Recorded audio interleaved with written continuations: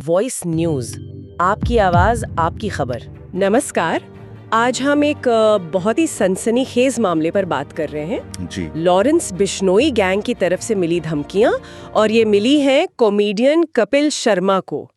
लेकिन बात सिर्फ कपिल शर्मा तक नहीं है, बल्कि पूरी बॉलीवुड इंडस्ट्री तक जाती है। हाँ, और इसका कनेक्शन सीधे सलमान खान से जुड़ता है, उनके एक पुराने विवाद से। बिल्कुल। तो आज हम इसी मामले की तह तक जाएंगे।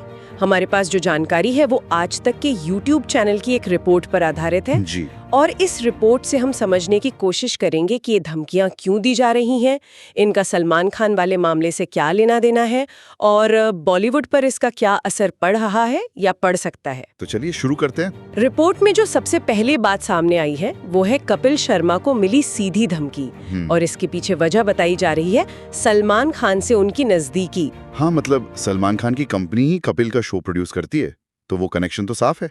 और हाल ही में कनाडा में कपिल की कैफे पर फायरिंग की घटना भी हुई। अच्छा, ये भी हुआ? जी, रिपोर्ट में इसका जिक्र है। और इसके बाद ही लॉरेंस बिश्नोई गैंग के एक सदस्य हरी बॉक्सर का एक ऑडियो टेप भी सामने आया है। ओह, ऑडियो टेप, उसमें क्या है? उसमें मतलब सीधी चेतावनी है। साफ कहा गया है कि ये सिर्फ कपिल के लिए नहीं है, जो भी सलमान के साथ काम करेगा, डायरेक्टर, प्रोड्यूसर, कोई भी कलाकार, उसे निशाना बनाया जाएगा। हाँ, बिना किसी चेतावनी के गोली मारने की बात कही गई है। AK-47 जैसे हथियारों का भी जिक्र है। बाप रे, ये तो बहुत गंभीर बात है। मतलब सीधे सीधे मुंबई का माहौल खराब करने की धमकी? बिल्कुल, सीधे तौर पर कहा गया है कि मुंबई का माहौल खराब कर देंगे।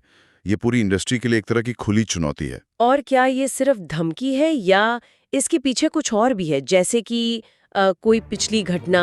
हाँ, रिपोर्ट में बाबा सिद्दीकी की हत्या का भी जिक्र आता है, और ये इशारा किया गया है कि शायद उसके पीछे भी इसी गैंग का हाथ हो सकता है। हालांकि पुलिस अभी जांच कर रही है, कंफर्म कुछ नहीं है। लेकिन इस तरह की बातों से ही इंडस्ट्री में डर फैल जाता होगा। हाँ बिल्कुल, एक डर का माहौल तो बन ही रहा है। और इस सब की जड़, जैसा आपने शुरू में कहा, वो सलमान खान वाला पुराना मामला है। वो 1998 का काला हिरण शिकार वाला मामला है ना? जी वही।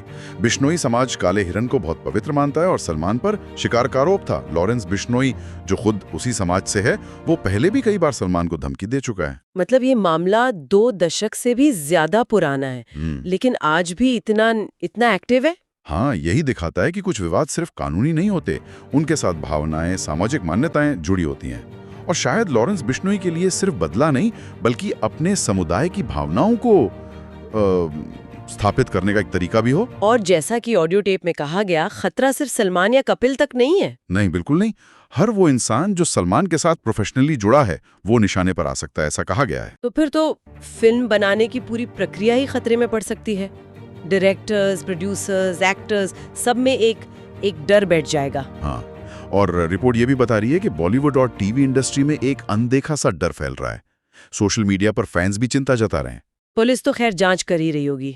जी, पुलिस जांच कर रही है, लेकिन संगठित अपराध का इस तरह से मनोरंजन जगत पर हावी होना, ये अपने आप में बहुत सीरियस बात है। ये सिर्फ कानून व्यवस्था की बात नहीं रह जाती, फिर ये तो इंडस्ट्री की आजादी, उसकी रचनात्मकता पर हमला है। सही कहा। तो संक्षेप में कहें तो आज तक की रिपोर्ट के आधार पर यह साफ है कि एक पुराना विवाद आज कैसे पूरी इंडस्ट्री के लिए खतरा बन गया है। हाँ, लॉरेंस बिश्नोई गैंग की धमकियां, वो ऑडियो टेप, पिछला इतिहास और मामले की जड़ें सब मिलकर एक बहुत ही विस्फोटक स्थिति बना रहे हैं। और ये सिर्फ सितारों की सुरक्षा का मुद्दा नहीं है। नहीं, ये सवाल है कि क्या इंडस्ट्री ऐसे दबावों के आगे झुकेगी? और यही पर एक सवाल सोचने के लिए छोड़ जाते हैं हम सब।